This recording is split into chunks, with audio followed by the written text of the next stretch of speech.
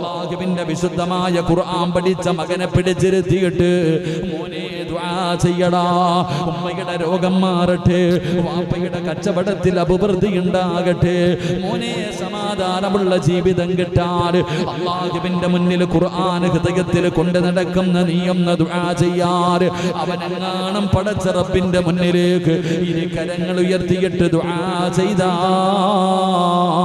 ആ ദുആയിക്ക് ഉത്തരമുണ്ടെന്ന് നബി മുഹമ്മദ് മുസ്തഫ സല്ലല്ലാഹു അലൈഹി വസല്ലമ തങ്ങൾ പഠിപ്പിക്കുമ്പോൾ അവന്റെ മഹത്വം നിങ്ങൾക്കറിയാനിട്ടാണ്. അവരല്ലാഹു കൊടുത്തിരിക്കുന്ന സ്ഥാനം എന്താണ്?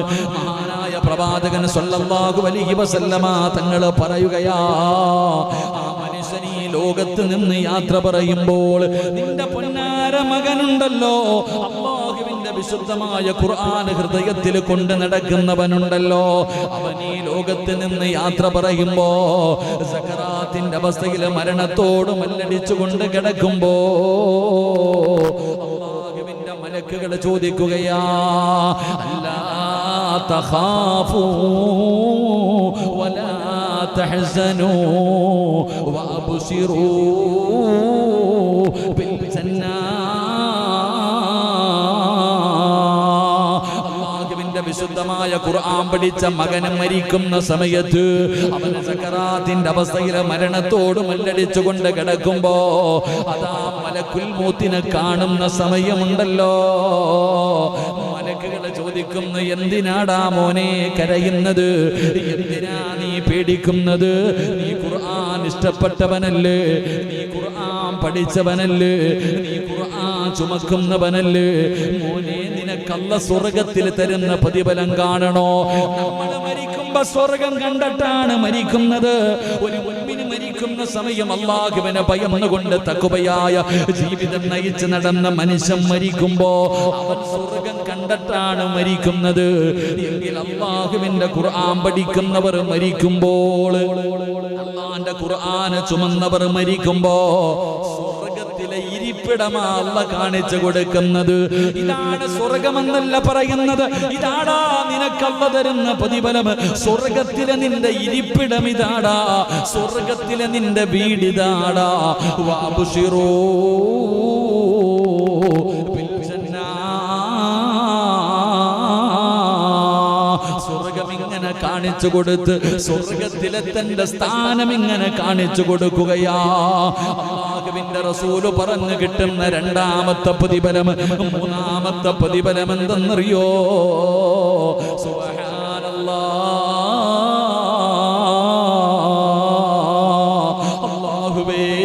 അല്ലാഹുവേ, എത്ര വലിയ പ്രതിഫലമെന്നറിയുമോ? അവന്റെ ജനാസ പള്ളിപ്പറമ്പിലെ ഖബറിന്റെ അകത്ത് ഇറക്കി വെച്ചാ എന്ന് പറഞ്ഞ രണ്ട് മലക്കുകൾ കടന്നു വരുമല്ലോ. എന്ന് പറഞ്ഞുകൊണ്ട് ഖബറിന്റെ അകത്തും മലക്കുകൾ കടന്നു വന്ന് ചോദ്യം ചോദിക്കുമെന്നാണ്. എങ്കിൽ അല്ലാഹുവിന്റെ റസൂല് പറയുകയാ, അവന് ഖബറിന്റെ അകത്ത് ചോദ്യമില്ല, അവന് ഖബറിന്റെ അകത്ത് ചോദ്യമില്ല. കാരണം അവൻ അല്ലാഹുവിന്റെ കുടുംബക്കാരനാ. അല്ലാഹുവേ പടച്ചവന് അവന് സാധാരണ ഒരു വ്യക്തിയല്ല, അല്ലാഹുവിന്റെ ഖുർആൻ പഠിച്ചവനാണ്, ആ ഖുർആനിനെ ഹൃദയത്തിൽ ചുമന്നവനാണ്. പള്ളിപ്പറമ്പിലെ ഖബറിന്റെ അകത്ത് മലക്കുകൾ വരുമ്പോ അതാ ഖുർആൻ പറയുന്നു, എന്നോട് ചോദിക്ക്, അവൻ ഉറങ്ങട്ടെ, അവൻ എന്റെ കൂട്ടുകാരനാണ്, അവൻ എന്നെ സ്നേഹിച്ചവനാണ്, അവൻ എന്നെ ചുമന്നവനാണ്, അവൻ എന്നെ ബഹുമാനിച്ചവനാണ്. അതുകൊണ്ട് അവനോട് ചോദിക്കരുത്, എന്നോട് ചോദിക്ക്, ഞാൻ പറയാമെന്ന് പറഞ്ഞ് പള്ളിപ്പറമ്പിലെ ഖബറിന്റെ അകത്ത് വെച്ച് മലക്കുകൾ അവിടെ നിന്ന് പടച്ചവനെ ആ ഖുർആൻ അവന്റെ ചോദ്യങ്ങൾക്ക് മറുപടി പറയുകയാ. എന്റെ പ്രിയമുള്ളവരെ, പായിപ്പാട് പള്ളിയുടെ ഖബർസാനിൽ പള്ളി വെക്കാൻ നേരത്തി വിടുന്ന ഒരുപാട് ഖബറിന്റെ അകത്ത് നിന്ന് എല്ലും കഷ്ടം കിട്ടിയല്ലോ. ഒരുപാട് ഖബറുകൾ ഇന്ന് ഈ പള്ളി നിൽക്കുന്നത് ഖബറിന്റെ മുകളിലാണല്ലോ. പായിപ്പാട് പള്ളിയിലെ ഖബർസാനിൽ എവിടെയെങ്കിലും അല്ലാഹുവിന്റെ ഖുർആൻ പഠിച്ച ഒരു ഹാഫിദ് കിടക്കുന്നുണ്ടെങ്കിൽ എൻ്റെ പ്രിയപ്പെട്ട സഹോദരാ, എത്ര കൊല്ലം കഴിഞ്ഞാലും നിങ്ങൾ പോയിട്ടൊന്ന് നോക്ക്, ഈ പായിപ്പാട് പള്ളികളെ ഖബർസ്ഥാനിൽ ഒരു ഹാഫിദ് മരിച്ചത് ഓർമ്മയുണ്ടെങ്കിൽ ആ ഹാഫിദിന്റെ ഖബർ എവിടെയാണെന്ന് തെരഞ്ഞു നോക്കിയിട്ട് നാളെ നിങ്ങൾ ചെന്നിട്ട് ആ ഖബറൊന്ന് മാന്തി നോക്ക്. സുബ്ഹാനല്ലാഹ്, വെച്ചതുപോലെ കിടക്കും സഹോദരാ. അവന്റെ ഖബറിന്റെ അകത്തവന്റെ ശരീരം മണ്ണ് തിന്നൂല. അല്ലാഹുവിന്റെ ഖുർആൻ പഠിച്ചവന് മണ്ണ് തിന്നില്ല. നിങ്ങൾക്ക് സംശയമുണ്ടെങ്കിൽ, നിങ്ങൾക്കറിയുമെങ്കിൽ നാളെ ചെന്നിട്ട് നിങ്ങൾ മാന്തി നോക്ക്. മുത്തുനബിയാണ് പറഞ്ഞത്, ഖുർആൻ പഠിച്ചവന്റെ ശരീരം മണ്ണ് തൊടില്ല എന്ന് നബി മുഹമ്മദ് മുസ്തഫ.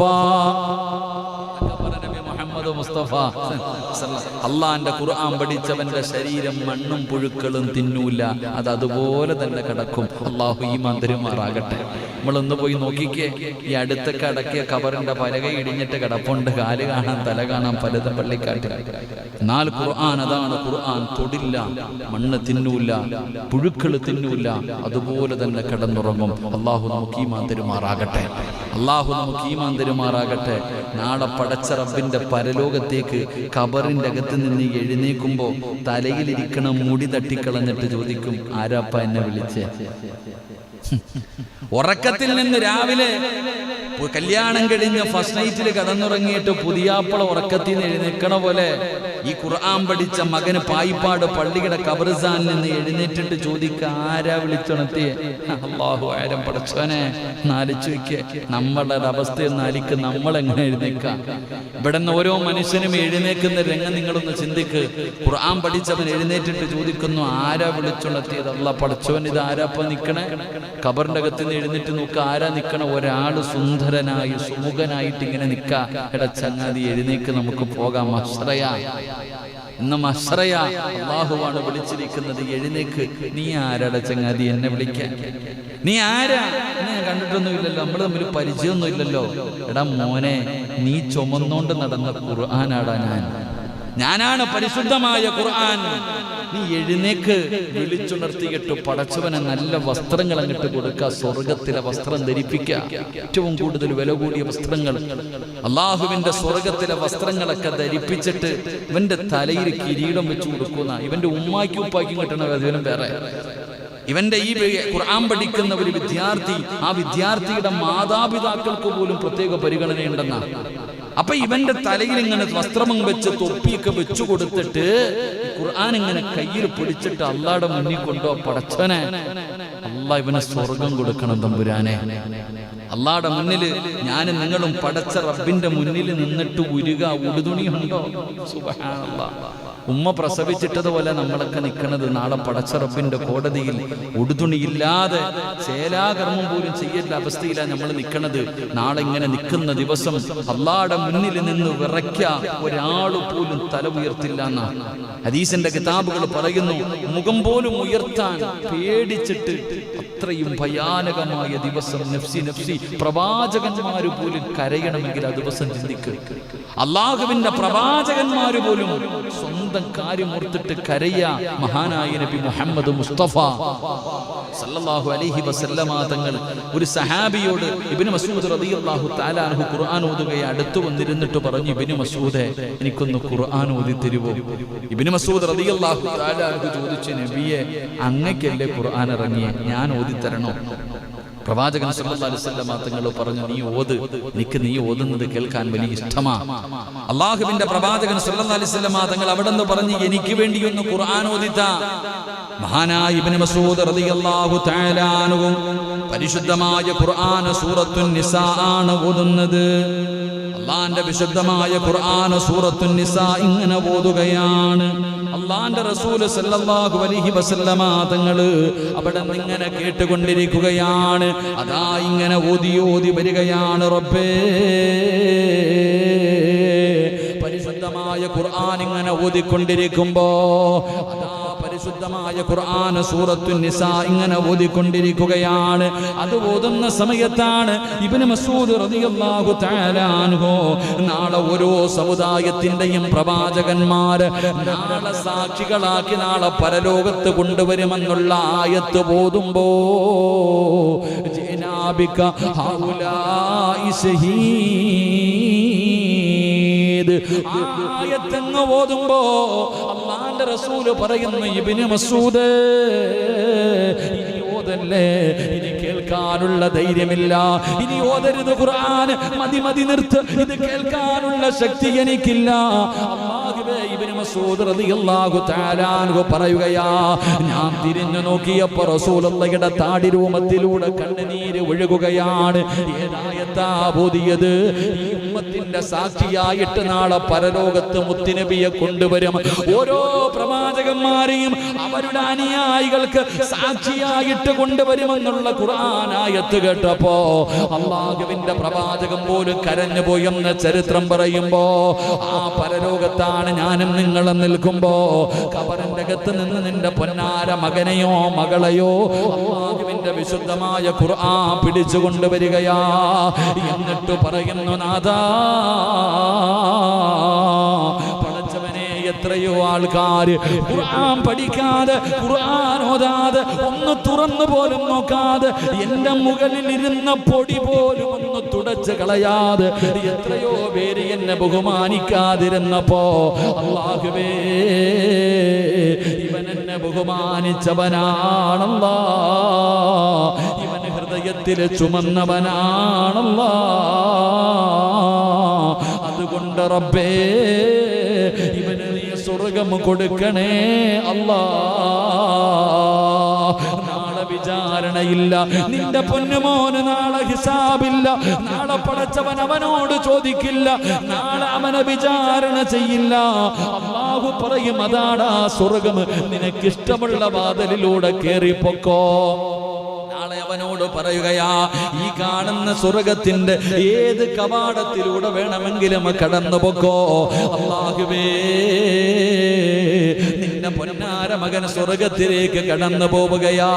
അവൻ സ്വർഗത്തിന്റെ മുന്നിലെത്തുമ്പോ, അവൻ സ്വർഗത്തിലേക്ക് പോകുമ്പോ അവന്റെ കുടുംബക്കാര് കടന്ന് യാചിക്കുകയാ. അവന്റെ കുടുംബക്കാരിൽ പലരും നരകത്തിലേക്ക് മലക്കുകൾ കൊണ്ടുപോവുകയാണ്. അവർ പലരും നരകത്തിന്റെ അവകാശികളാണ്. ഇവൻ പദാ സ്വർഗത്തിന്റെ മുന്നിൽ പോയിട്ട് അല്ലാഹുവിന്റെ മുന്നിലേക്ക് കരഞ്ഞുകൊണ്ട് തിരിച്ചു വരികയാ. അല്ലാഹുവിന്റെ മുന്നിലേക്ക് കരഞ്ഞുകൊണ്ട് തിരിച്ചു വരികയാ. അല്ലാഹു ചോദിക്കുന്നു, നിനക്ക് ഞാൻ സ്വർഗം തന്നില്ലേ, എന്തിനാ മോനെ കരയുന്നത്? നിന്നോട് സ്വർഗത്തിന് പോകാൻ പറഞ്ഞിരിക്കുകയല്ലേ, എന്തിനാ പൊന്നുമോനെ നീ കരയുന്നത്? അല്ലാഹുവേ,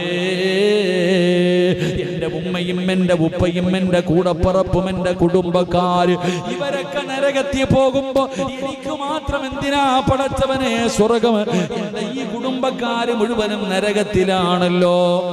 എന്റെ മാതാപിതാക്കൾ, എന്റെ കുടുംബക്കാര് പലരും നരകത്തിന്റെ അവകാശികളുടെ കൂട്ടത്തിൽ കിടക്കുകയാ. ആ സമയത്ത് ഞാൻ മാത്രം എങ്ങനെയാ പടച്ചവനെ സ്വർഗത്തിൽ പോകുന്നത്? അവരെ കൂടെ രക്ഷപ്പെടുത്തണേ അല്ലാ. നാളെ പടച്ച റബ്ബിന്റെ പരലോകത്ത് വെച്ച് പറയുമ്പോ അല്ലാഹുവിന്റെ റസൂൽ അവിടെന്ന് പറയുകയാ, അല്ല പറയുന്ന പോകടാ, ഖുർആൻ പഠിച്ചവനെ പോകടാ, ആ കിടക്കുന്നവരിൽ ഇഷ്ടമുള്ള 40 പേരുടെ കയ്യിൽ പിടിച്ചോ. അല്ലാഹു നമുക്ക് ഈമാൻ തരുമാറാകട്ടെ. അല്ല പറയും, ആ കിടക്കണ ആര് വേണമെങ്കിലും എടുത്ത കുടുംബക്കാരല്ല, ഈ കിടക്കണ 40 പേരിൽ ആരെ വേണമെങ്കിലും പിടിച്ചോ, പോയിട്ട് കയ്യെ പിടിച്ചിട്ട് കൊണ്ടുപോകടാ സ്വർഗത്തിലേക്ക്. അള്ളാഹു അവസരം കൊടുക്കുമെന്ന് മുത്തുനബി മുഹമ്മദ് മുസ്തഫ.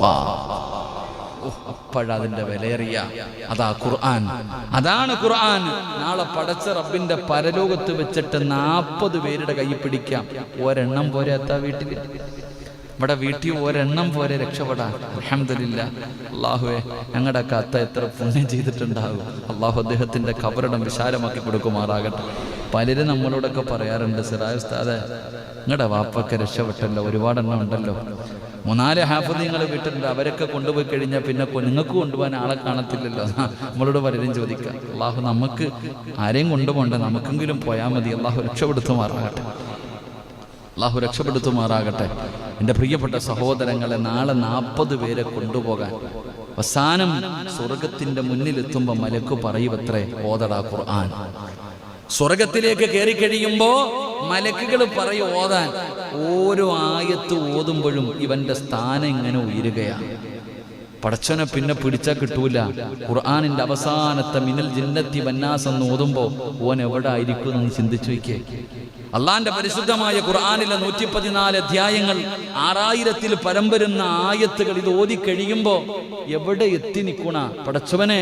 നാളെ സ്വർഗവാസികൾ ചോദിക്കോത്രേ, ഈ ഊഞ്ഞാലിന്റെ മുകളിൽ ഇരുന്ന ആടിന ഈ കുട്ടിക്ക് ഈ പ്രതിഫലം കിട്ടാൻ കാരണം എന്താണ്? ആ ഇരിക്കണ മക്കൾ ആരാ?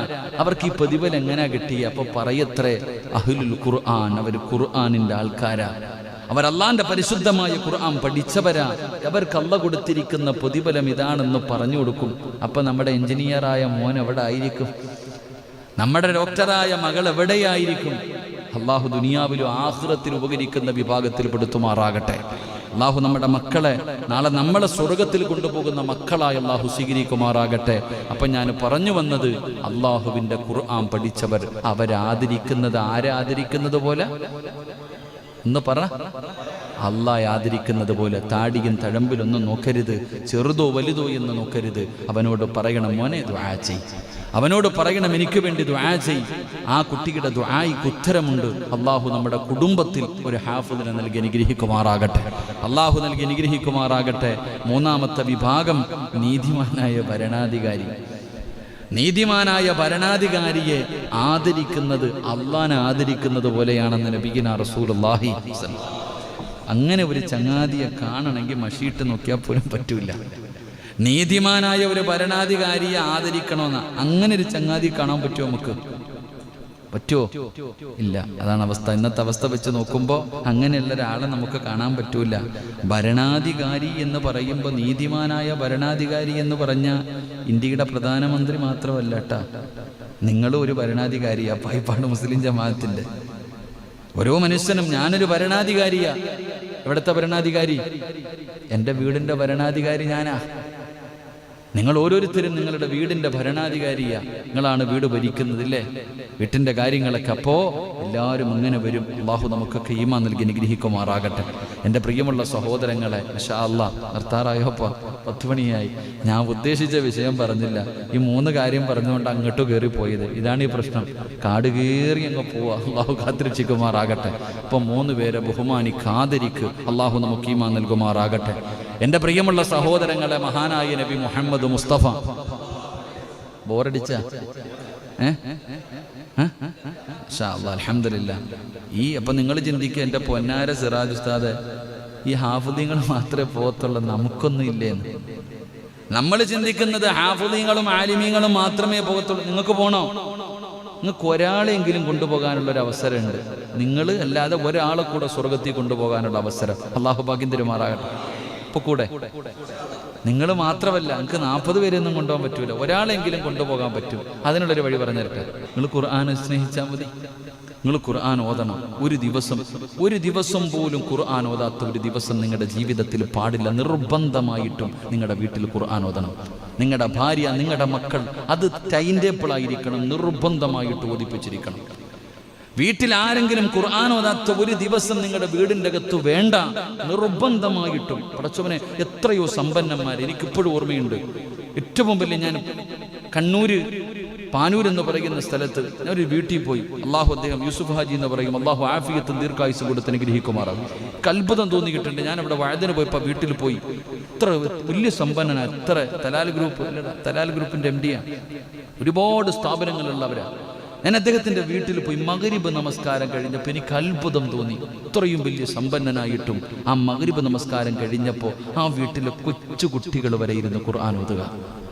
ആ വീട്ടിലെ ആണുങ്ങളും പെണ്ണുങ്ങളും കുട്ടികൾ വരെ, അതാ വീട്ടിലെ നിയമമാ.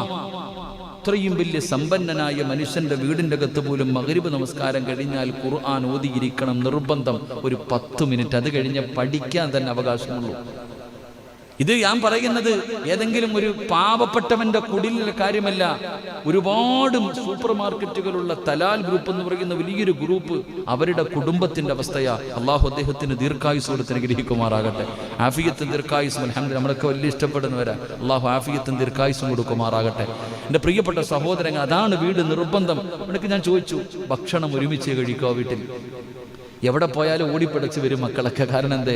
ഒരുമിച്ച് ഒറ്റ വീട്ടിൽ, ആ വലിയ വീടിൻ്റെ അകത്ത് ഒരുമിച്ചിരുന്ന് അവർ ഭക്ഷണം കഴിക്കാറുള്ളൂ. അതൊക്കെ ആയിരിക്കാം അവരുടെയൊക്കെ ജീവിതത്തിലും ബിസിനസ്സിലെയും ബറക്കത്ത്. അള്ളാഹു നിലനിർത്തി കൊടുക്കുമാറാകട്ടെ. എൻ്റെ പ്രിയപ്പെട്ട സഹോദരങ്ങളെ, ഞാൻ പറഞ്ഞത് നിർബന്ധമായും നമ്മുടെ വീടുകളിൽ ഖുർആൻ ഓതുന്നത് നിർബന്ധമാക്കണം. അങ്ങനെ നമ്മൾ ഓതാൻ തയ്യാറായാൽ മഹാനായ നബിയിന റസൂലുള്ളാഹി സ്വല്ലല്ലാഹു അലൈഹി വസല്ലമ തങ്ങൾ പറഞ്ഞു, അള്ളാഹുവിന് ചില അടുത്ത ആൾക്കാരുണ്ടെന്ന് പറഞ്ഞാൽ കുടുംബക്കാർ, നമ്മളെ പോലുള്ള കുടുംബമല്ല, അള്ളാഹുവിനോട് അടുത്തവർ. റസൂലുള്ളാഹി സ്വല്ലല്ലാഹു അലൈഹി വസല്ലമ തങ്ങളോട് സഹാബത്ത് ചോദിക്കുന്ന, അള്ളാഹിന് കുടുംബക്കാരുണ്ടോ നബിയെ? ഉണ്ട്. ആരാ? അഹ്ലുൽ ഖുർആൻ, ഖുർആനിന്റെ അഹ്ലുകാര്. അള്ളാഹ്ക്ക് മക്കളോ കൂടപ്പുറപ്പോ അല്ല, അള്ളാഹുവിലേക്ക് അത്രയും അടുത്തവരാരാ? ഖുർആൻ പഠിക്കുകയും പഠിപ്പിക്കുകയും ആ ഖുർആനിനെ ഹൃദയത്തിൽ കൊണ്ടു നടക്കുകയും ഓതുകയും ചെയ്യുന്നവർ. അള്ളാഹു ഭാഗ്യം തരുമാറാകട്ടെ. അപ്പൊ ഇൻഷാ അല്ലാഹ് ഓതിക്കൂടെ?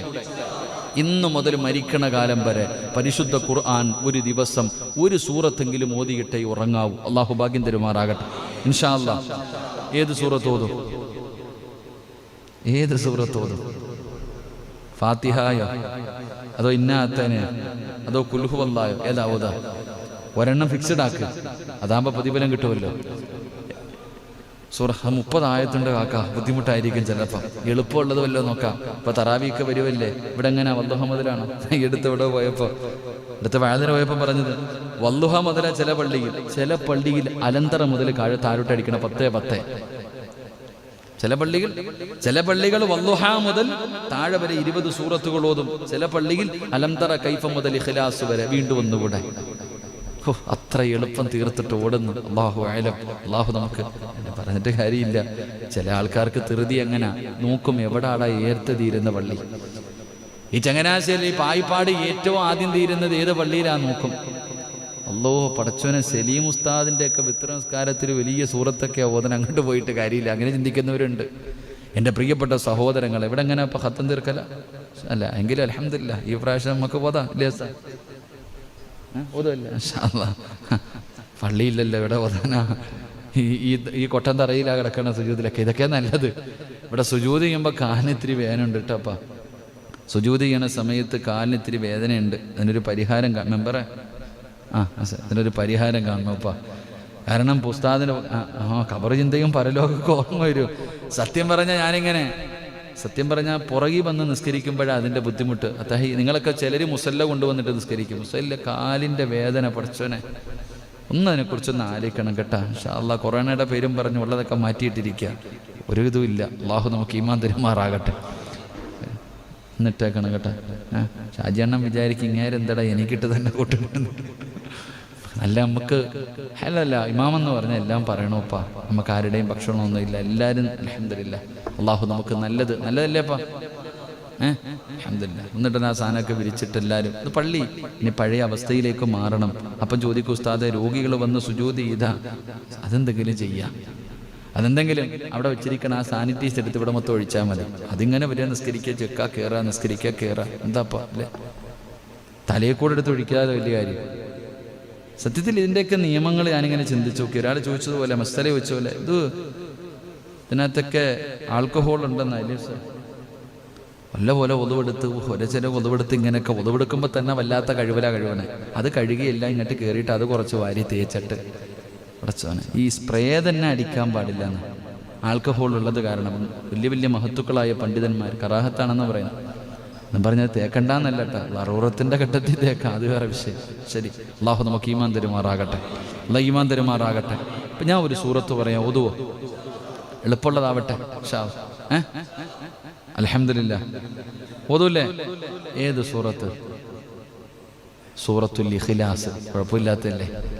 ഖുൽ ഹുവല്ലാഹു അഹദ് അല്ലാഹു സമദ് ലം യലിദ് വലം യൂലദ് വലം യകുൽ ലഹു കുഫുവൻ അഹദ്. എല്ലാവർക്കും അറിയണതല്ലേ? ഇൻഷാ അല്ലാഹ് ഓതിക്കൂടെ? ഇൻഷാ അല്ലാഹ്. അല്ലാഹു ഭാഗ്യം തരുമാറാകട്ടെ. അല്ലാഹ് ഭാഗ്യം തരുമാറാകട്ടെ. ഉറപ്പല്ലേ? ഓതൂല്ലേ? എന്തേ അല്ലാഹ് തരുന്ന പ്രതിഫലം? ഓതിയാൽ അല്ലാഹ് തരുന്ന പ്രതിഫലം എന്താ? ചുമ്മാന്നല്ല നീ വിചാരിക്കുക കുൽഹുവല്ലാന്ന്. കുൽഹുവല്ല അല്ല, അത് ഓതി അല്ല തരുന്ന പ്രതിഫലം എന്താ? എൻ്റെ പ്രിയപ്പെട്ടവരെ 12 പ്രതിഫലം കിട്ടും സൂറത്തുൽ ഇഖ്ലാസ് ഓതിയ. അള്ളാഹു ഭാഗ്യം തരുമാറാകട്ടെ. എത്ര പ്രതിഫലം? നമ്മൾ വിചാരിക്കും സാധാരണ ഒരു സൂറത്താണെന്നല്ല. ആ സൂറത്തിനെ സ്നേഹിച്ച സ്വർഗമുണ്ട്. ആ സൂറത്തിനെ സ്നേഹിക്കുന്നവന് സ്വർഗമുണ്ട്. മഹാനായ പ്രവാചകൻ നബി മുഹമ്മദ് മുസ്തഫ സല്ലല്ലാഹു അലൈഹി വസല്ലമ തങ്ങളുടെ മുന്നിൽ വന്നിട്ട് ഒരു സഹാബി പറഞ്ഞു, നബി ഒരു യുദ്ധത്തിനെങ്ങാണ്ട പറഞ്ഞു വിട്ടതാ, അമീർ ഇതല്ലാതെ വേറെ ഒന്നും ഓതണില്ല. അമീർ നിസ്കരിക്കുമ്പോ സൂറത്തുൽ ഇഖ്ലാസ് എല്ലാ റക്അത്തിലും ഖുൽ ഹുവല്ലാഹ്. ഇത് കേട്ടിട്ട് സഹാബത്ത് വന്ന് പരാതി പറഞ്ഞു. സല്ലല്ലാഹു അലൈഹി വസല്ലമ തങ്ങൾ വിളിച്ചിട്ട് വെച്ച്, എന്ത് ചങ്ങാതി, എനിക്ക് ആ സൂറത്തിന് വലിയ ഇഷ്ടവാ, അള്ളാഹുടെ ഏകത്വത്തെ കുറിച്ച് പറയണതല്ലേ. എല്ലാ സഹാബികളും വിളിച്ചു വഴക്കു പറയുന്നു വിചാരിച്ചു. റസൂലുള്ളാഹി തങ്ങൾ ചോദിച്ചു, നീ എന്റെ ഈ സൂറ, എനിക്ക് ആ സൂറത്ത് ഇഷ്ടമാ നബിയെ, എനിക്ക് ആ സൂറത്ത് വലിയ ഇഷ്ടമാ. കാരണം അള്ളാഹുവിനെ കുറിച്ചല്ലേ പറയണേ, ഖുൽ ഹുവല്ലാഹു അഹദ് അല്ലാഹു സമദ്, അള്ളാഹിനെ കുറിച്ച് മാത്രമാ പറയണേ, അതുകൊണ്ട് എനിക്ക് വലിയ ഇഷ്ടം. മുത്തുനബി പറഞ്ഞു, നീ പൊക്കോളാൻ, നിനക്ക് സ്വർഗമുണ്ടെന്ന് നബി മുഹമ്മദ് മുസ്തഫ സല്ലല്ലാഹു അലൈഹി. സഹാബികൾ വിചാരിച്ചത് അത് മാറ്റി അടുത്ത സൂറത്ത് ഓതണമെന്ന് പറയുമെന്ന. ഇതിൽ പ്രവാചകൻ പറഞ്ഞു, നീ പൊക്കോ. എന്നിട്ട് സഹാബത്തിനോട് പറഞ്ഞു കൊടുത്തു. ആ ചങ്ങായിയോട് പറഞ്ഞില്ല, സഹാബത്തിനോട് പറഞ്ഞു കൊടുത്തു. ആ സഹാബിക്ക് സ്വർഗമുണ്ട്. കാരണം എന്തേ? ആ സൂറത്ത് ഇഷ്ടപ്പെട്ടത് കൊണ്ട്. അതാ സൂറത്തുൽ ഇഖ്ലാസ്. 12 നന്മകളുണ്ടെന്ന. ഓരോന്നും നമുക്ക് പഠിക്കണം. അള്ളാഹു ഭാഗ്യം തരുമാറാകട്ടെ. അള്ളാഹു ഭാഗ്യം തരുമാറാകട്ടെ. അപ്പൊ ഇൻഷാ അല്ലാഹ് ഇന്ന് മുതൽ ഓതൂലേ? അല്ലാഹുവേ, പ്രതിഫലം എന്താ? മഹാനായ നബി മുഹമ്മദ് മുസ്തഫ സല്ലല്ലാഹു അലൈഹി വസല്ലമ തങ്ങൾ പറയുകയാണ്, ഈ സൂറത്ത് നിങ്ങൾ ഓതുകയാണെങ്കിൽ അല്ലാഹു നിങ്ങൾക്ക് തരുന്ന പ്രതിഫലം എന്തെന്നറിയുമോ? സൂറത്തുൽ ഇഖ്ലാസ് മാത്രമല്ല, ഏത് സൂറത്ത് ഓതിയാലും അല്ലാഹുവിന്റെ ഖുർആനിനെ സ്നേഹിച്ചതിന്റെ പേരില് അല്ലാഹു നിനക്ക് തരുന്ന പ്രതിഫലം എന്തെന്നറിയുമോ? എന്റെ പ്രിയമുള്ള സഹോദരാ,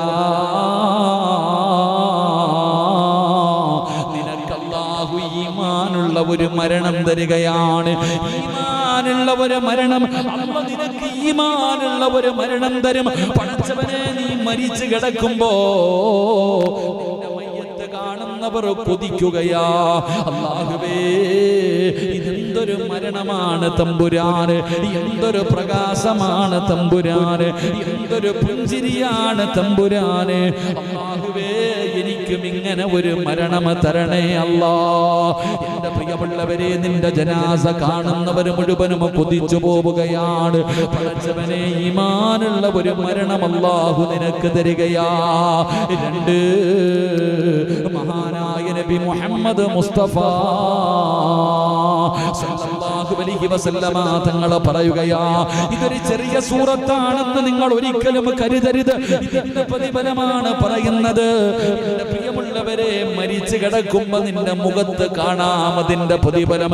നിന്റെ കുടുംബക്കാര് കാണുകയാണ്, നിന്റെ ഭാര്യ മക്കള് കാണുകയാണ്, നിന്റെ നാട്ടുകാര് കാണുകയാണ്. അല്ലാഹുവേ, മരിച്ചു കിടക്കുമ്പോ നിന്റെ മുഖത്ത് പ്രകാശമാ.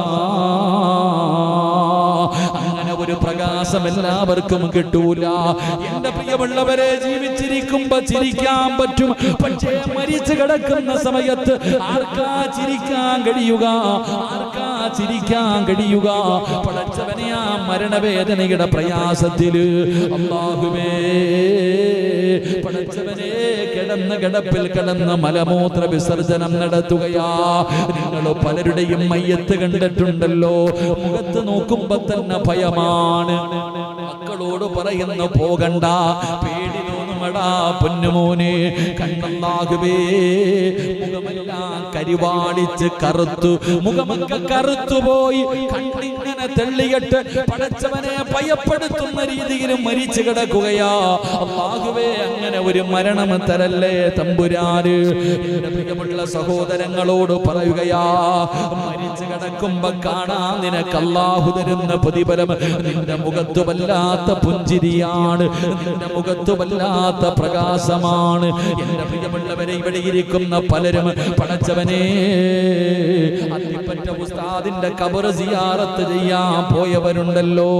ആ മഹാനവറുകൾ ആളുകൾ പടച്ചവനെ ക്യാൻസർ എന്ന് പറയുന്ന രോഗം പിടിച്ച് ഒരു ഭാഗം മുഴുവനും വല്ലാതെ പടച്ചവനെ അവിടെ നിന്ന് നല്ലതുപോലെ സംസാരിക്കാൻ പോലും കഴിയാത്ത അവസ്ഥയിൽ, പക്ഷേ മരിച്ചു കിടന്നപ്പോഴുള്ള പ്രകാശമുണ്ടല്ലോ, മരിച്ചു കിടന്നപ്പോഴുള്ള പ്രകാശമുണ്ടല്ലോ, ആ മുഖത്തെ പുഞ്ചിരിയുണ്ടല്ലോ. പടച്ചവനെ ഇതുപോലെ എത്രയോ മഹത്തുക്കള്, ഇതുപോലെ എത്രയോ പണ്ഡിതന്മാര്, എന്റെ പ്രിയമുള്ളവരെ ഈ നാട്ടിലും നിങ്ങൾ ചിന്തിച്ചാ നിങ്ങൾക്ക് കാണാൻ കഴിയും. പലരും ചിരിച്ചുകൊണ്ട് കിടക്കുന്നത് കണ്ടവരാണ്.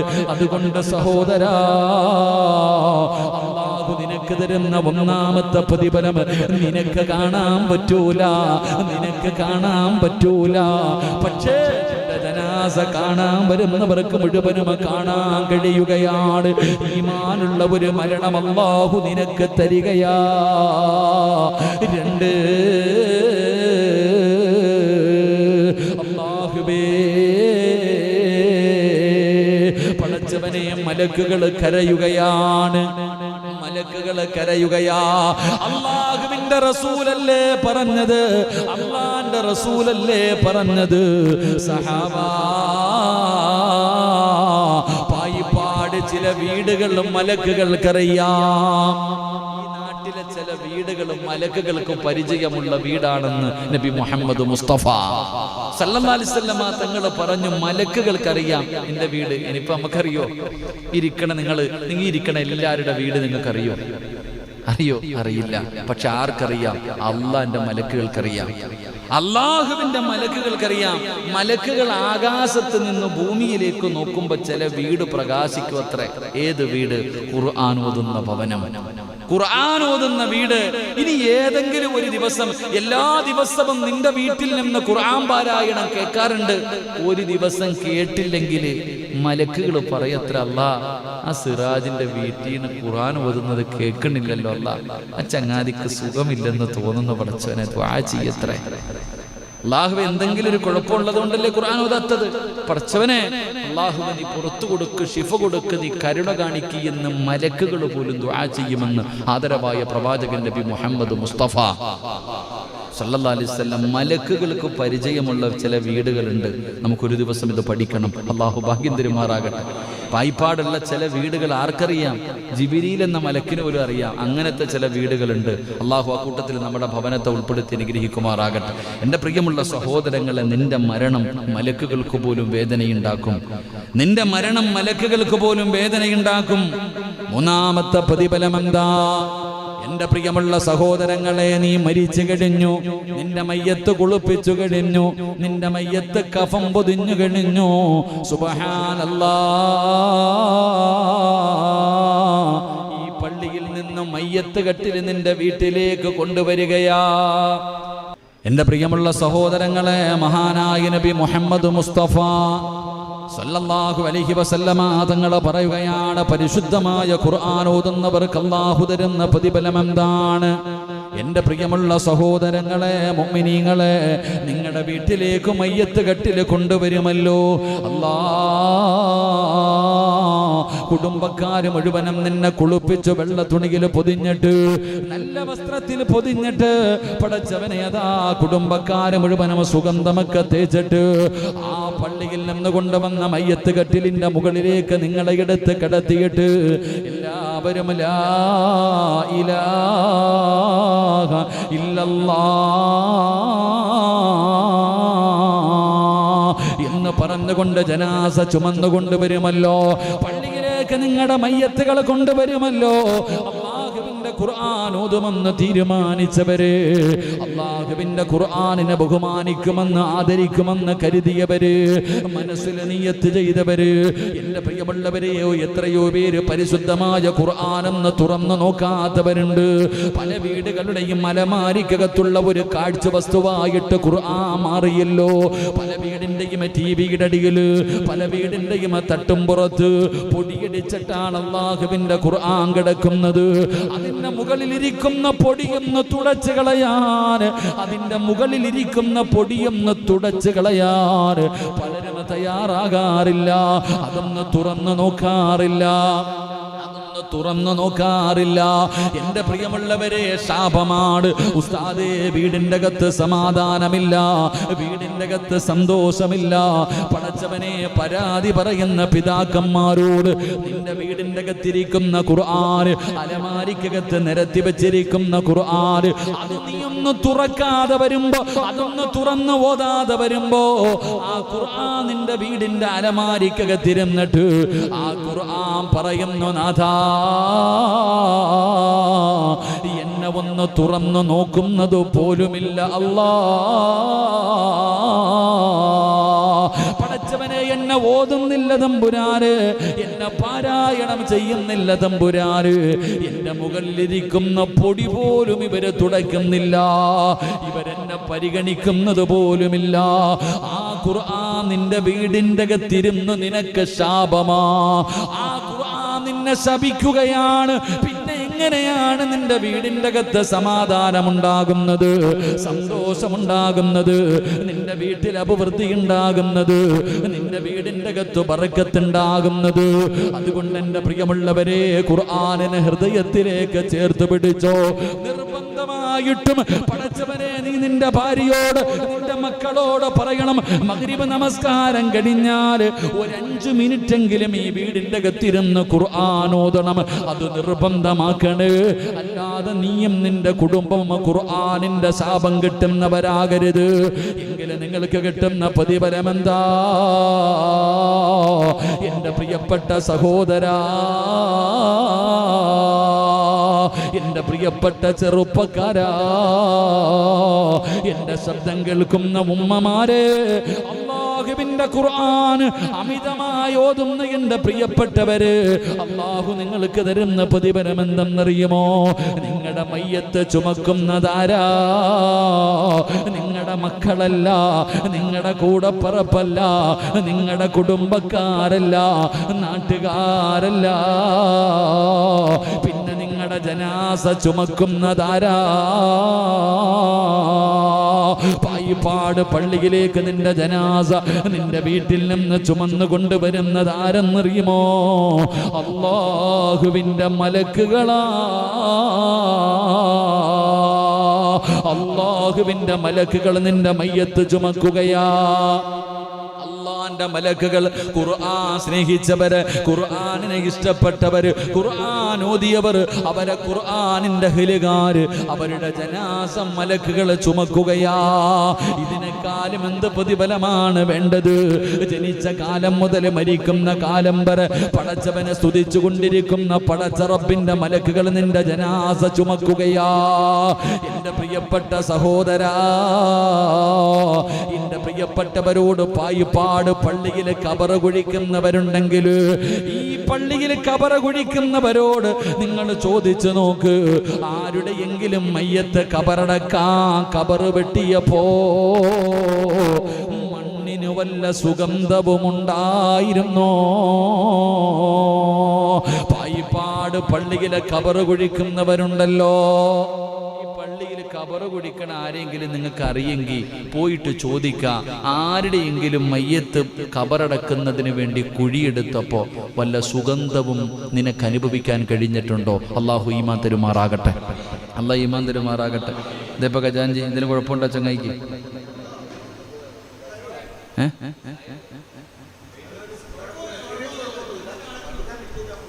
വണ്ടി തട്ടിയിട്ടല്ലേ?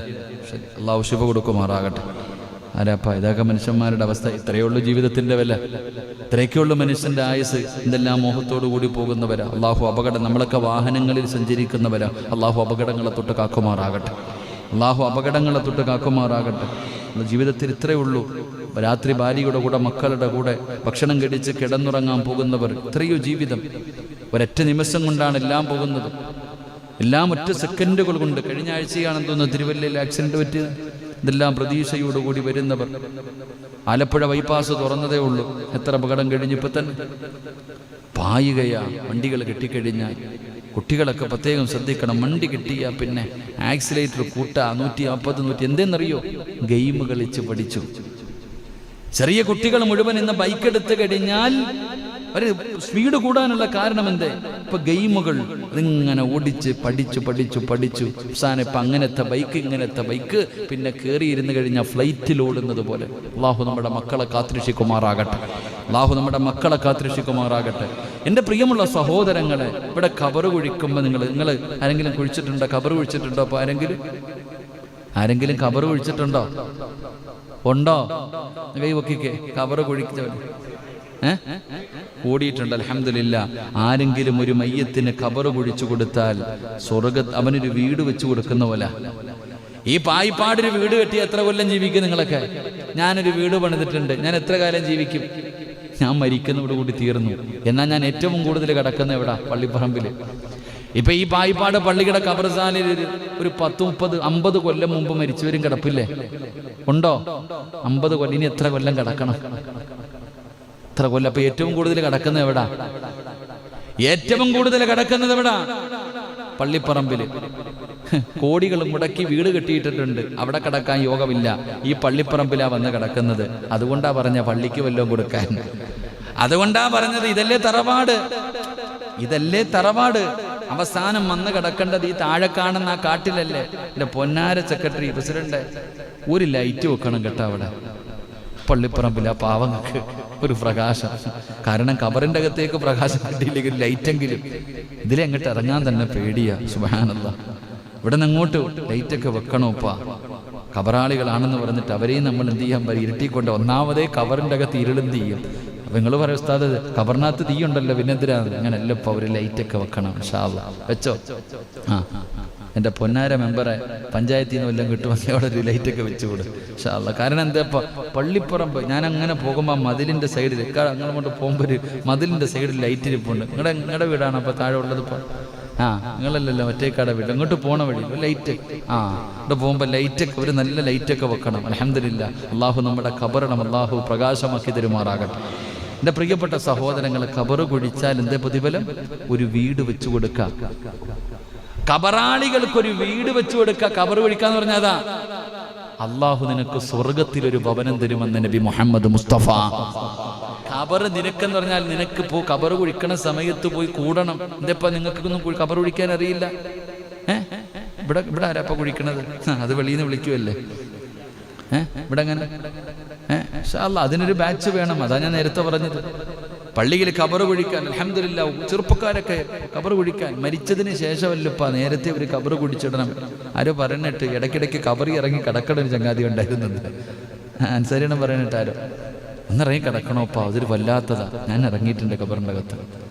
ഖബറിൻ്റെ അകത്തൊക്കെ ഒന്ന് ഇറങ്ങി നിൽക്കണം, ഒന്ന് നോക്കണം, ഒന്ന് കിടന്നൊക്കെ നോക്കണം. അത് വലിയ പാവമൊന്നുമില്ല, നല്ലതാ. അവസാനം അവിടെ പോയി കിടക്കേണ്ടവരാണെന്നുള്ള ബോധം വരുമല്ലോ. ഒറ്റയ്ക്ക് ഖബറിനൊക്കെ പോയി എന്നിട്ടൊന്ന് ഇറങ്ങി നിൽക്കണം. ഖബറിൻ്റെ അകത്തൊക്കെ ഒന്ന് ഇറങ്ങി ഒന്ന് കിടന്ന് നോക്കണം, നീളമൊക്കെ കറക്റ്റാണോ. നമുക്ക് പേടി അങ്ങോട്ട് പോകാൻ തന്നെ. ഷൗക്കണ്ണൊക്കെ ഇത്തിരി നീളമുള്ളതുകൊണ്ട് ഇപ്പം ഞങ്ങളൊക്കെ ഇത്തിരി നീളമുള്ളവരാ. ഇത്തിരി ഖബറിന് ഇത്തിരി സാധാരണ പോരാ, ഇത്തിരി നീളത്തിൽ വേണം ഇൻഷാ അല്ലാഹ്. ഷൗക്കണ്ണൻ പേടിച്ചു പോയോ? നല്ല അള്ളാഹു ദീർഘായുസ്സ് കൊടുക്കുമാറാകട്ടെ. പാവം അൽഹംദുലില്ലാ. ഷൗക്കണ്ണൻ പറഞ്ഞിരിക്കുന്ന നേരത്തെ വെട്ടിയിടണമെന്നല്ലേ? എൻ്റെ പ്രിയപ്പെട്ട സഹോദരങ്ങളെ, ഖബർ കുഴിക്കാൻ കൂടണം കേട്ടോ. ഖബർ കുഴിക്കുന്നത് കണ്ടാൽ ഇൻഷാ അല്ലാഹ് ജമാഅത്ത് ഇപ്പം തീരുമാനിച്ചിട്ടുണ്ട് നേരത്തെ കുഴിച്ചിടാൻ, നേരത്തെ ഖബർ കുഴിച്ചിടാൻ. ഖബർ കുഴിക്കുന്ന സമയത്ത് പോയിട്ട് ഒരു മമ്മട്ടി കൊണ്ടെങ്കിലും ഒന്ന് വെട്ടിക്കൂട്. കാരണം ഒരു വീട് വെച്ച് കൊടുക്കുക. ഒരു ഖബറാളികൾക്ക് നീ ഒരു വീട് വെച്ച് കൊടുക്കുക. ആ വീട് വെച്ച് കൊടുക്കുന്നതിന് പകരം അല്ലാഹ് എവിടെ വീട് തരും? സ്വർഗത്തിൽ വീട് തരും. അപ്പൊ ഇനി മുതൽ ഖബർ കുഴിക്കുമ്പോൾ കൂടുവോ? ഇവിടെ ചെറുപ്പക്കാർ ഒരുപാട് പേര്, ഇവിടെ ചങ്ങായിമാരെ ഇനി പള്ളിപ്പറമ്പിൽ ഇറങ്ങണം ഖബർ വെട്ടാൻ കേട്ടോ. മാരൊക്കെ പഠിപ്പിക്കണം. എല്ലാവരും ഖബർ വെട്ടാൻ അറിയുന്ന ഒരാൾ മതി, പിന്നെ ബാക്കിയൊക്കെ പഠിക്കാൻ. വാഴയ്ക്ക് വീട്ടിൽ തെങ്ങിന് പോലും കുടിയെടുക്കാത്ത ടീമുകളാണ്. എൻ്റെ പ്രിയപ്പെട്ട സഹോദരങ്ങൾ, അള്ളാഹു നമുക്ക് ഈമാൻ തരുമാറാകട്ടെ. ഞാൻ പറഞ്ഞത്, ഖബർ കുഴിക്കുന്ന സമയത്ത് ചിലർക്ക് ഖബർ വെട്ടുമ്പോൾ ഒരു മണം, ഒരു സുഗന്ധം. ചില ആൾക്കാരെ ഖബറടക്കുന്നതിന് വേണ്ടി ഖബർ കുഴിക്കുന്ന സമയത്ത് മണ്ണിന് പോലും സുഗന്ധം. ആരുടെ മണ്ണ്? ആർക്ക് വേണ്ടി ഖബർ കുഴിക്കുമ്പോഴാ? അല്ലാഹുവിന്റെ ഖുർആനിനെ സ്നേഹിച്ചവരുണ്ടല്ലോ, പരിശുദ്ധമായ ഖുർആനിനെ ഹൃദയത്തിൽ ചുമക്കുന്നവരുണ്ടല്ലോ, മക്കളെ ഖുർആൻ അനുസരിച്ച് ജീവിപ്പിക്കുന്നവരുണ്ടല്ലോ, മക്കളെ ഖുർആൻ പഠിപ്പിക്കുന്നവരുണ്ടല്ലോ. എൻ്റെ പ്രിയമുള്ളവരെ, പ്രിയമുള്ളവരെ, നിങ്ങൾ വിചാരിക്കും ഞാൻ വെറുതെ പറഞ്ഞതാണെന്ന്. ഒരിക്കലുമല്ല. തെളിവ് വേണോ? മഹാനായ നബി മുഹമ്മദ് മുസ്തഫ സല്ലല്ലാഹു അലൈഹി വസല്ലമ തങ്ങളുടെ സഹാബിയാണ് സഅദ് ഇബ്നു മുആദ് റളിയല്ലാഹു തആല അൻഹു.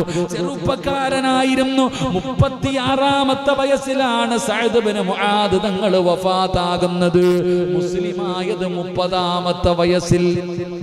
എത്രാമത്തെ വയസ്സിൽ മുസ്ലിമായി? 30. എത്രാമത്തെ വയസ്സിൽ മരണപ്പെട്ടു?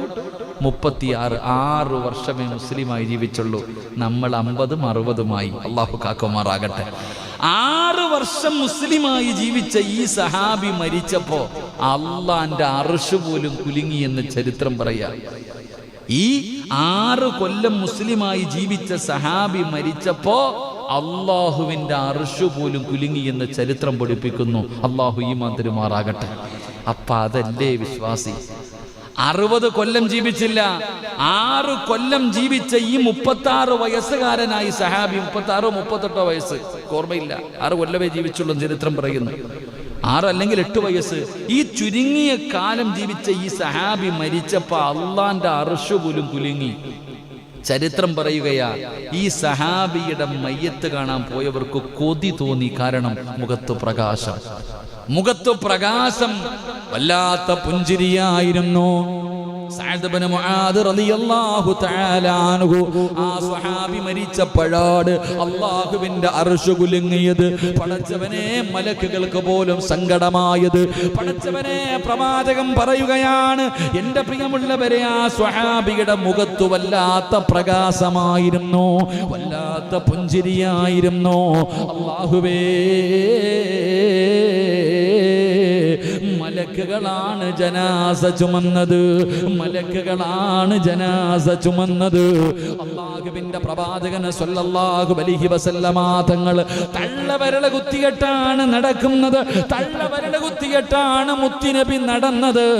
ഖബറടക്കാൻ നിൽക്കുമ്പോ പ്രവാചകന്റെ മുട്ട് അതാ പ്രവാചകൻ തള്ളവരള കുത്തികെട്ട് നിൽക്കുകയാണ്. അല്ലാഹുവിന്റെ റസൂലിനോട് അതാ ഖബറടക്കി കഴിഞ്ഞപ്പോ സഹാബത്ത് ചോദിക്കുന്നു, നബിയേ, യാ റസൂലല്ലാഹ്, അല്ലാഹുവിന്റെ പ്രവാചകരെ, എന്തേ നബിയേ തള്ളവിരൽ കുത്തിയിട്ട് നിന്നത്? സഹാബാ,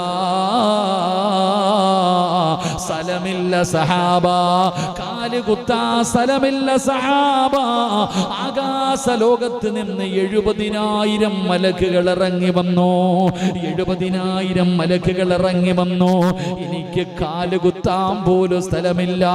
എന്റെ തള്ളവിരൽ കുത്തിയിട്ട് നിന്നതാണ് സഹാബ. 70,000 മലക്കുകൾ. ഇതിനെക്കാലം നിനക്കെന്ത് പ്രതിഫലമാ? ഈ സ്വഹാബിക്ക് കിട്ടിയ പ്രതിഫലമാണ്. എന്റെ പ്രിയമുള്ളവരെ, ചരിത്രം പറയുകയാണ്, ഖബർ കുഴിക്കുന്ന മനുഷ്യനുണ്ടല്ലോ, ഖബർ കുഴിക്കുമ്പോ മണ്ണിന് വല്ലാത്ത സുഗന്ധമാ, മണ്ണിന് വല്ലാത്ത സുഗന്ധമാ. പടച്ചവനെ, ഖബറിന്റെ അവസാനം പണികടിഞ്ഞപ്പോ ഖബറിന്റെ അടിയിൽ നിന്ന് ഒരു പിടി മണ്ണ് വാരുകയാണ്. ഖബറിന്റെ അകത്ത് നിന്ന് അവസാനം ആരും കാണാതെ ഒരു പിടി മണ്ണ് വാരി തന്റെ മടിയിൽ വെക്കുകയാണ്. ഖബറൊക്കെ അടക്കി തന്റെ വീട്ടിലേക്ക് കടന്നു ചെന്നു. ഈ മനുഷ്യൻ വീട്ടിൽ ചെന്ന് നോക്കുമ്പോ വീടിന്റെ അകത്ത് വല്ലാത്ത പരിമളമോ, വീടിന്റെ അകത്ത് വല്ലാത്ത സുഗന്ധമാ. ഈ മനുഷ്യൻ അവിടെ നിന്ന് നോക്കുകയാണ്, എവിടെ നിന്നാ പടച്ചവര് ഈ സുഗന്ധം അടിക്കുന്നത്? എവിടെ നിന്നാണ്? അല്ലാഹുവേ, നോക്കുമ്പോ സഅദ് ഇബ്നു മുആദ് റളിയല്ലാഹു തആല അൻഹുവിന്റെ ഖബറിന്റെ അകത്ത് നിന്ന് വാരിയ മണ്ണിലാ പടച്ചവനെ വല്ലാത്ത സുഗന്ധമായിരുന്നു. അവിടുന്ന് ചരിത്രം പറയുകയാണ്, ആ മനുഷ്യൻ അവിടുന്ന് സ്വപ്നം കാണുകയാ. സഅദ് ഇബ്നു മുആദ് റളിയല്ലാഹു തആല അൻഹുവിനെ സ്വപ്നം കാണുകയാണ്. അവിടുന്ന് ചോദിക്കുന്നു, സഅദേ, ഖബർ കുടിച്ച മനുഷ്യനുണ്ടല്ലോ, അവിടുന്ന് സ്വപ്നത്തിൽ കണ്ടപ്പോ അവിടുന്ന് ചോദിക്കുന്നു, സഅദേ, നീ മരിച്ചപ്പോൾ അല്ലാഹുവിന്റെ അർശ് പോലും കുലുങ്ങിയല്ലോ. എല്ലാവരും കരഞ്ഞപ്പോ നിന്റെ മുഖത്ത് പുഞ്ചിരിയായിരുന്നല്ലോ. നിന്റെ ജനാസ ചുമന്നല്ല മലക്കുകളായിരുന്നല്ലോ. 70,000 മലക്കുകൾ നിന്റെ ജനാസ കബറടക്കാ കടന്നു വന്നല്ലോ. കബറ് കുടിച്ചപ്പം മണ്ണിനു പോലും സുഗന്ധമാ, കബറിലെ മണ്ണിന് പോലും സുഗന്ധമാ. എങ്ങനെ കിട്ടി മുആദ്? എങ്ങനെയാണ് നിനക്ക് ഈ പ്രതിഫലം കിട്ടിയത്? മഹാനായ സഅദ് ഇബ്നു മുആദ് റളിയല്ലാഹു തആല അൻഹു പറഞ്ഞ മറുപടി എന്തെന്നറിയോ? ഞാൻ ഓതിയ ഖുർആനിന്റെയും ഞാൻ പിടിച്ച സുന്നത്ത് നോമ്പിന്റെയും പ്രതിഫലമാ. ഞാൻ ഖുർആൻ ഓതിയതിന് പടച്ച റബ്ബെനിക്ക് തന്ന പ്രതിഫലമാ. ഈ ചരിത്രം നമുക്ക് മറക്കാൻ കഴിയുമോ? ഈ ചരിത്രമാണ് തെളിവ്. എന്റെ പ്രിയമുള്ളവരെ, ഇന്ന് ഈ സദസ്സിലിരുന്നു കൊണ്ട് ഉസ്താദേ ഓർമ്മ വെച്ച കാലം ഓർമ്മയുള്ള കാലത്തോളം മരിക്കുന്ന കാലം വരെ ഞാൻ ഖുർആനിനെ ഇഷ്ടപ്പെടുന്നവനാണ്, ഖുർആനിനെ സ്നേഹിക്കുന്നവനാണ്, ഖുർആനിനെ ആദരിക്കുന്നവനാണ്, ഖുർആൻ ഓതുന്നവനാണ്, ഖുർആൻ പഠിപ്പിക്കുന്നവനാണ് എന്ന് തീരുമാനമെടുത്ത നിങ്ങൾക്ക് അല്ലാഹു തരുന്ന പ്രതിഫലമാ. അതുകൊണ്ട് എന്റെ പ്രിയപ്പെട്ടവരോട് പറയുകയാ, ഖുർആനിന്റെ അഹ്ലുകാരിൽപ്പെട്ടോ. പഠിച്ചവർക്ക് 40 പേര് സ്വർഗത്തിൽ കൊണ്ടുപോകാൻ അവസരം കിട്ടുമ്പോ എന്റെ പ്രിയപ്പെട്ട ഉപ്പാ, ഒരാളെയെങ്കിലും നിനക്ക് കൊണ്ടുപോകണ്ടേ? നിനക്കൊരാളെയെങ്കിലും കൊണ്ടുപോകാൻ അവസരം അല്ലാഹു തരുമെന്ന് ചരിത്രം പറയുമ്പോ വീടിന്റെ അലമാരിക്കകത്തിരുന്ന് പൊടിയടിക്കാനുള്ളതല്ല ഖുർആൻ. കുടുംബത്തിൽ ആരെങ്കിലും മരിക്കുന്ന സമയത്ത് മാത്രം എടുക്കാനുള്ളതല്ല ഖുർആൻ. അത് വീടിന്റെ അകത്തിരിക്കുമ്പോ പലരും അതിന്റെ മുകളിലിരിക്കുന്ന പൊടി പോലും തുടയ്ക്കാറില്ല. അല്ലാഹുവേ, ഖുർആനിന്റെ ശാപം കിട്ടുന്നവരെ തൊട്ട് ഞങ്ങളെ കാക്കണേ അല്ലാ. നിനക്കതിന്റെ മഹത്വം അറിയാനട്ടാ. ലൗ അൻസൽനാ ഹാദൽ ഖുർആന അലാ ജബലിൽ റഅയ്തഹു ഖാസിഅൻ മുതസദ്ദിയൻ മിൻ ഖസിയത്തില്ലാഹ് വതിൽകൽ അംസാലു നദ്രിബുഹാ ലിന്നാസ്. അല്ലാഹുവിന്റെ വിശുദ്ധമായ ഖുർആൻ പറയുകയാ, ഈ ഖുർആനെങ്ങാണ് നിന്റെ വീടിന്റെ അലമാരിക്കകത്ത് കാഴ്ച വസ്തു പോലെ ഇരിക്കുന്ന പൊടിയടിച്ചിരിക്കുന്ന അലമാരിയുടെ മുകളിലെടുത്തിട്ടിരിക്കുന്ന ഖുർആനുണ്ടല്ലോ, അതെങ്ങാനും ഒരു പർവ്വതത്തിന്റെ മുകളിലാണ് ഇറങ്ങിയതെങ്കിൽ